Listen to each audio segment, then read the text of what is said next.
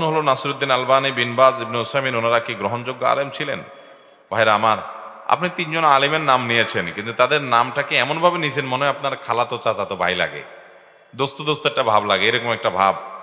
নামের আগে কোনো পদবি উল্লেখ নাই, কোনো সম্মানসূচক কিছু উল্লেখ নাই, নামের পরে দোয়ামূলক কিছু নাই, অথচ তিনজন মানুষ দুনিয়া থেকে চলে গেছেন।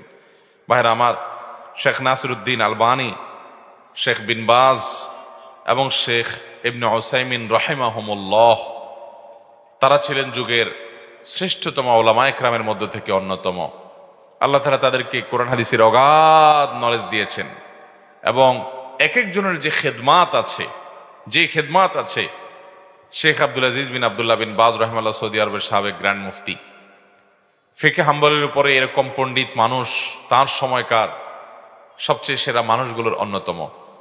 তিনি অন্ধ ছিলেন, অথচ তাকে জিজ্ঞাসা করা হয়েছিল যে আপনি বুখারী এবং মুসলিমের যে কোনো হাদিস যে কোনো সময় অনর্গলভাবে বলতে থাকেন, আপনি কি বুখারী এবং মুসলিমের সকল হাদিস আপনার কি মুখস্থ? তিনি বলেছিলেন আলহামদুলিল্লাহ, সবগুলো তার মুখস্থিয়াতে। যে তিনজনের নাম বলেছেন, আমরা বলতে চাই তারা যুগের শ্রেষ্ঠতম ওলামা একরাম, আপন সময়ের শ্রেষ্ঠতম ওলামাদের মধ্য থেকে তারা ছিলেন। আল্লাহ তাআলা তাদের ভুল ত্রুটি মাফ করে তাদেরকে জান্নাতুল ফেরদাউসের আলা মাকাম দান করুন, বলুন আমিন। ভাইরা আমার, এই সমস্ত ওলামা একরাম এবং আরো যত ওলামা একরাম আছেন, আপনার সাথে কোনো বিষয়ে এই সমস্ত ওলামা একরামের আপনি অনুসারী নাও হতে পারেন, আপনি এই সমস্ত ওলামাদের প্রতি বিদ্বেষ রাখবেন না, বিদ্বেষমূলক মন্তব্য করবেন না। শুধু ওনারা নন, যে কোনো ওলামা একরাম সম্পর্কে। ভাইরা আমার, ওলামা একরাম সম্পর্কে আমরা আজকাল সাধারণ মানুষ এমন এমন কথা বলে ফেলি যেগুলো আসলে রীতিমতো বেয়াদবির শামিল। সূরা হুজুরাতের শুরুতেই আপনি তাকায় দেখেন, আমাদেরকে আদব শেখানো হয়েছে। মুসলমান বেয়াদব হতে পারে।